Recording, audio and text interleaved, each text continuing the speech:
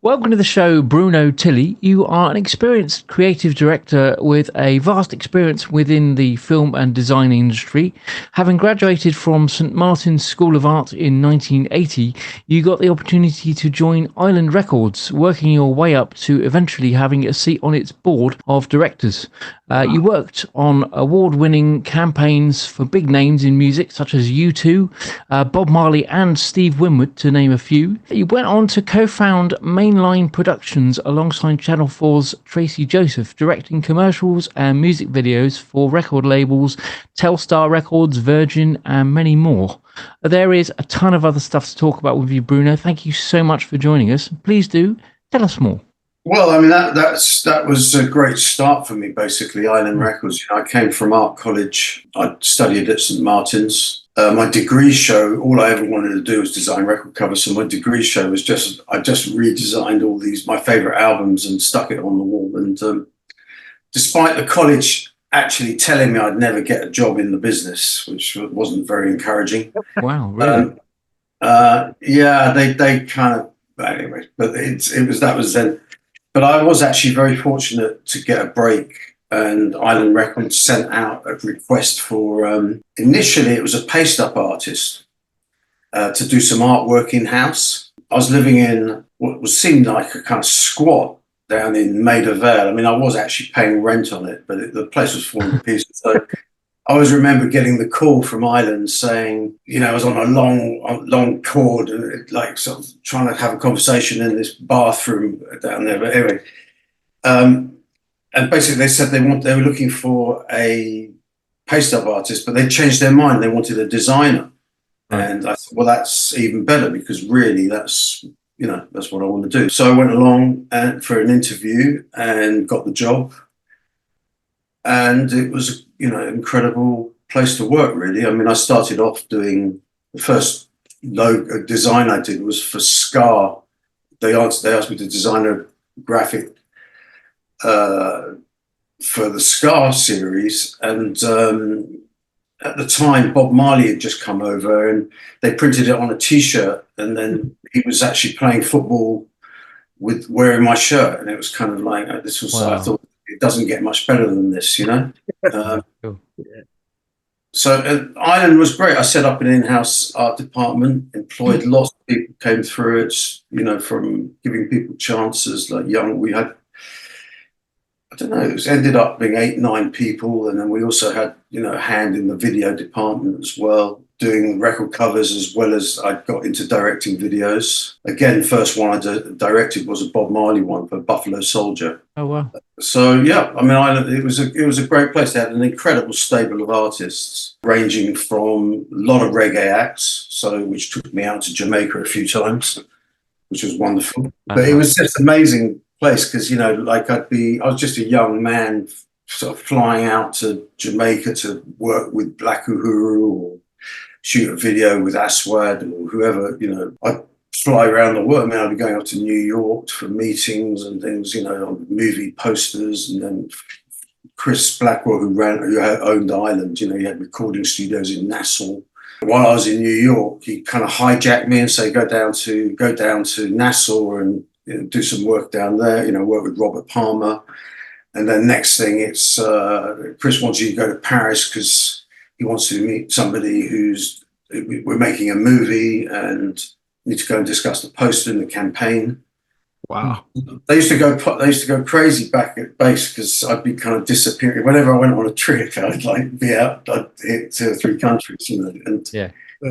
I wasn't around, but I had a great team of people, and it's all about that sort of teamwork of finding a kind of sort of creating your own creative sort of family, really. The roster of artists was amazing because we were doing everything from reggae, rock, we had U2 when they first started. We kind of did a lot of work with them. There was a label called Fourth and Broadway that came.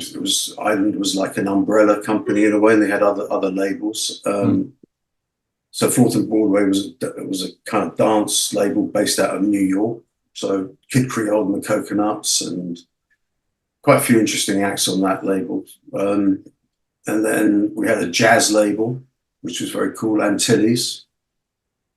So African label. Then there was a comedy label. There was all sorts of. It's quite a wide variety of work, and Wow. the brief was to they come in with their release schedule, and we'd have to create covers and posters and T-shirts and graphics for all these projects. So kind of used the expertise of the people around us. Brought in. I got to work with some really wonderful people.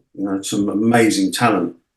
Photographers, extraordinary photographers, people like Herman Leonard, who's a famous jazz photographer. He was amazing. And then I had my stable of half a dozen photographers that I kind of work with regularly. I mean, it was really, it's like to create an image for a cover. Sometimes you have to design the clothes and you build sets and photographers and hair, makeup. You had to hire all those people? Yeah. And the amazing thing was at Island, they didn't give me a budget as such. So for any job.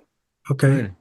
So I'd just hire in, we were doing a photo shoot with let's say Robert Palmer, and we'd just hire in the hair and makeup and clothes or whatever. Well, actually he's a bad example because he came pretty cool anyway. He was all styled up. But there were bands that I'd actually I'd have clothes made for them if I needed to. I mean, we never went crazy with the budgets, but we kind of we hired in the right people, and they seemed to kind of have an ethos where they believed in the art. Let me ask you something. Do you write music? No, I have actually produced a couple of tracks. There you go. Which I really enjoyed doing. I actually thought, this, again, it's a kind of process, isn't it? But I remember doing, recording a couple of tracks. I used to brief the musicians, like it was a scene in a film. I'd give them a film reference and say, you can see it. Yeah. And that's the vibe that I'm looking for, But it was all because I was always directing performers for photographs or videos. It's not really that much difference directing a singing performance even, I mean, okay. You're tapping into the same sort of creative process, really, It's great fun. Love doing music. What was was your songs just music, or did you have content on top of it? They were just kind of oddball projects. I kind of, one of them, I used to do a lot of work for a company called Telstar Records. And I went out with one of the owners, and I was complaining about the record because I was making the commercials for them, and at the time they didn't put videos, they couldn't use music videos, so we had to create all the content, dancers, and I used to kind of find these great dancers in clubs and things, and got again a pool of talent, and I'd bring them in and dress them up. And this week we're doing Dancing on the Roofs in Notting Hill. Next week it's we've created a forest and sprayed it white, and these guys are in ninja outfits or whatever, that was, but with the music, go back to the music, I was complaining that I didn't think the music production was very good. This guy had taken one of the projects, he took TV themes and did dance mixes of them, famous TV projects. And I said, and I don't know, I was saying I wasn't that impressed with the production. And then the next day he sent me over, he said, well, how would you like to do one? And it was for The Saint, the series The Saint. Oh, wow. Okay. And so I found a friend of mine who had a studio, and we went and recorded it. And I got a rapper in who I worked with. I got a singer in who had a really incredible soulful voice, and it was great. I really enjoyed it. There's nothing like it. You know what I mean? Music for Global Change is about the lyrical content. Lyrics that heal, educate, and solve problems, right? It could be over any instrument. It could be over anything, right? Yes. The movement that we got going right now, man, is people joining because they go, hey, Skyler, you know what?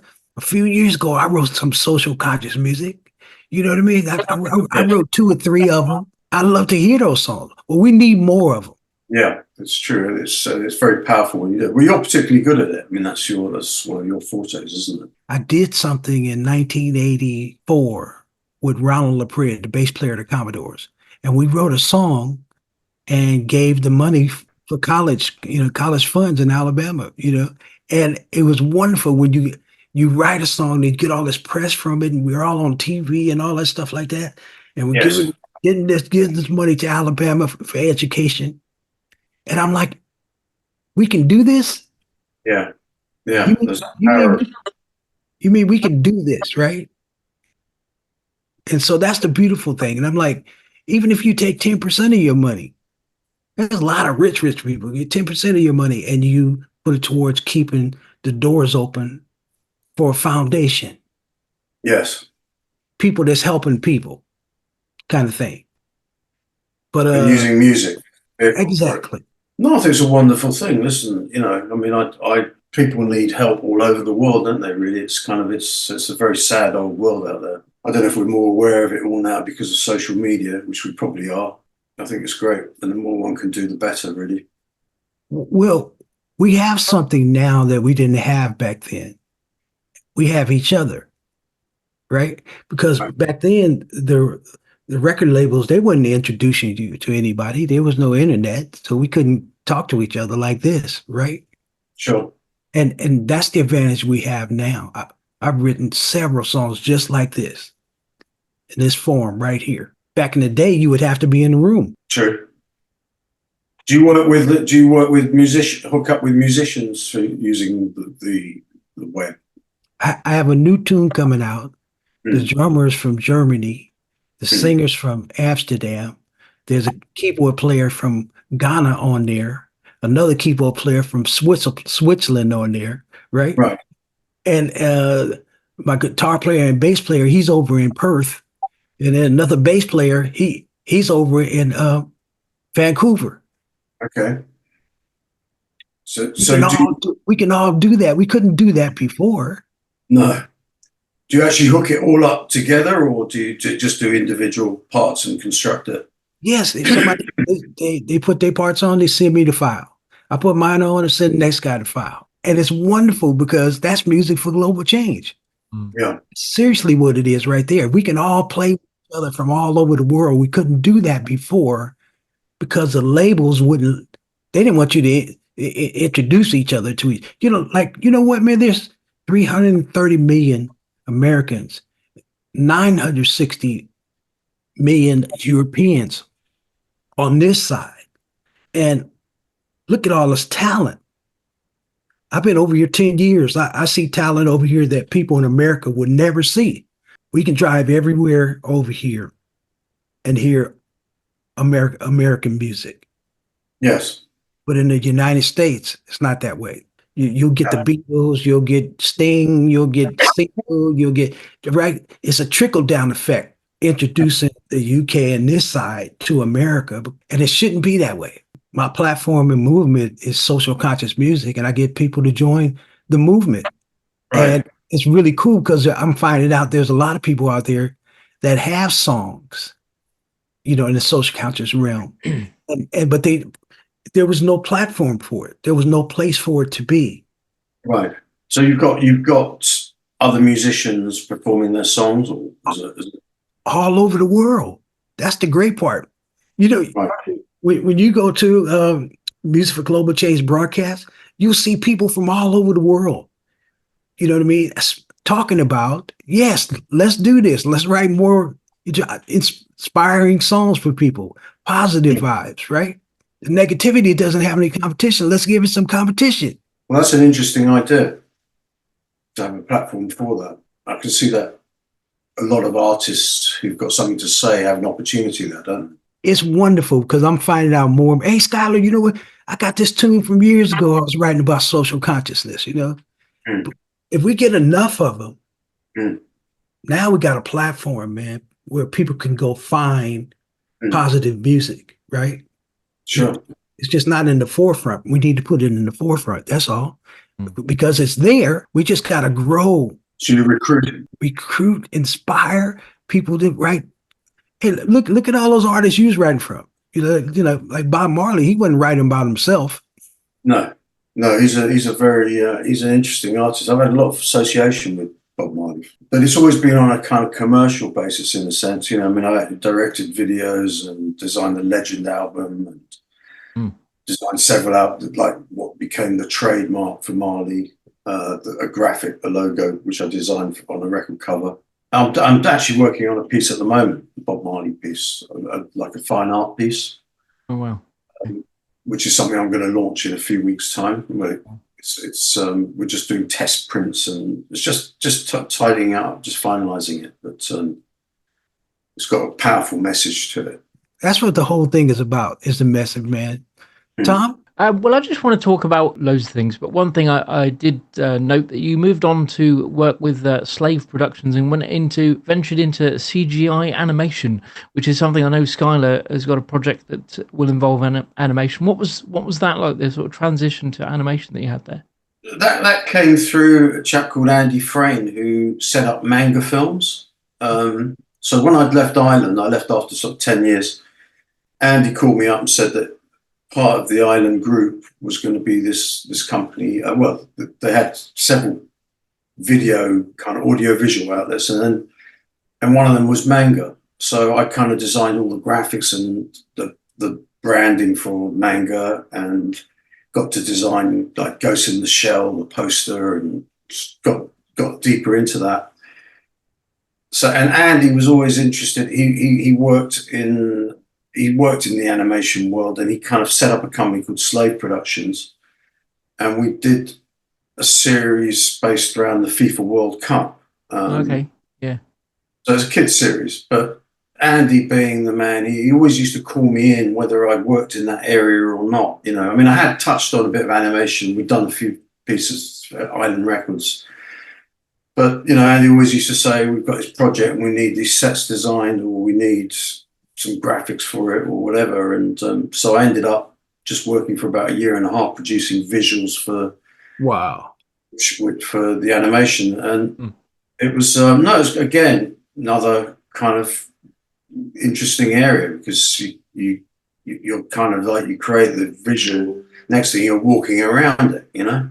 You adjust the lights and whatever, you know, light it. And so yeah, that was good fun. But technology is always kind of moving forward, isn't it? I mean, we've been doing working in augmented reality recently. You know, that's a whole kind of new technological thing, and seeing what we can do with that, sort of pushing the boundaries really with these various projects. But I suppose you have to try and obviously stay relevant to that kind of change as well. Obviously, as a company, you need to make sure you're at the forefront of what's coming up and what kind of technology changes. Try to keep an eye on it. You know, I mean, we're so busy doing it, but it's actually, I don't know, it just sort of naturally, organically happens. Really, someone says, you know, I'm working with in the AI field at the moment. We're putting together some ideas, and I've worked with a very talented animator, Ravi Swami, who's kind of he's deep into the AI thing, and he's creating amazing imagery. And well, everyone's sort of tapping into the AI thing now a little bit for help. But I mean, all those things are kind of, I see them as tools really. It's just having the ideas, isn't it? Which is what I seem to have ended up being, an ideas guy, you know, like whatever it is, that should be the cover or poster or brand, or whatever, you know, you kind of figure it out. Man, it's cheating. That's what it is. It's cheating. AI, yeah. Well, the AI. No, I think it's an amazing tool. As I said, it's like, I'll get an idea for something, and I love the fact that, you know, I've written a screenplay, and I came up with a very complicated idea to visualize myself, because I don't have the talent to do it, but it was for part of the film. And then I thought, okay, well, I'll just see what it does. And I typed in the brief and the prompt into Midjourney, and these images came out, and it was like, that was it. That's the idea I wanted. You know? Allowed you to visualize what you wanted. Yeah. And it really looked good, you know. And I've been telling everyone for ages this would look great, and no one believed me till they saw the images. You know, so that's cool. That's cool. You know. So it's how you use it. You know, it's if you. I think again, as I said, it comes down to coming up with the right kind of concepts. Yeah. Well, it will never take away the human sound. That's very true. On music. On music, I don't know anymore, because I heard a couple of tracks that I thought were originals songs, you know, but apparently they were AI based. Yeah, You know. but the human sound, right? That you never duplicate that. That because it's spontaneous. I mean, how about that? If you take it on, well, that's close enough, and then you guys they keep going from there producing. I've seen the engineers in the studio. Hey, that's close enough. Just sing it close to it, and I'll take it and put some auto tune on there and get it there.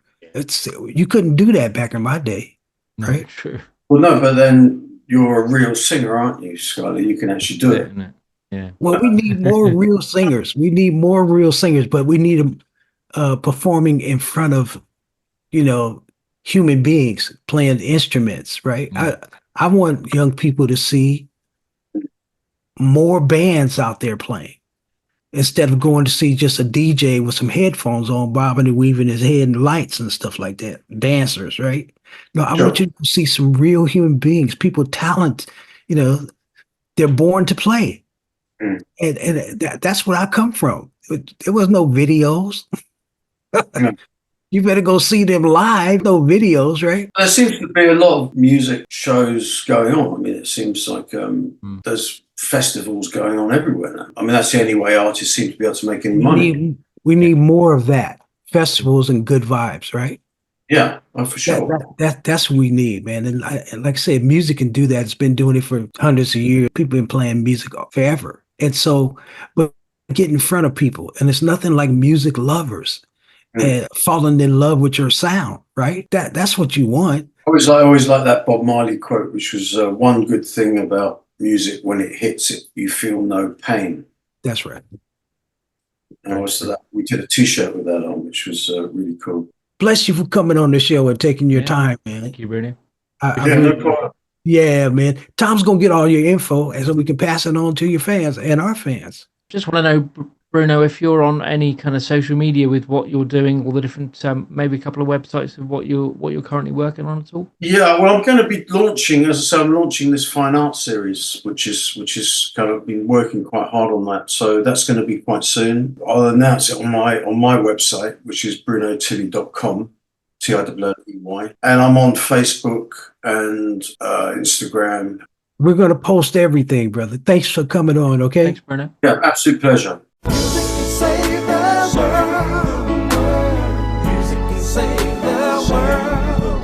If we all get together, music can save the world. Yeah. Music can save the world.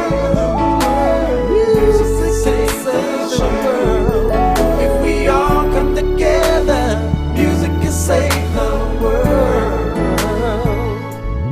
There's an urgency facing our humanity. Thank you so much for watching. To stay up to date, please click subscribe and hit the bell. You can also join our group on Facebook and find us on LinkedIn and Instagram.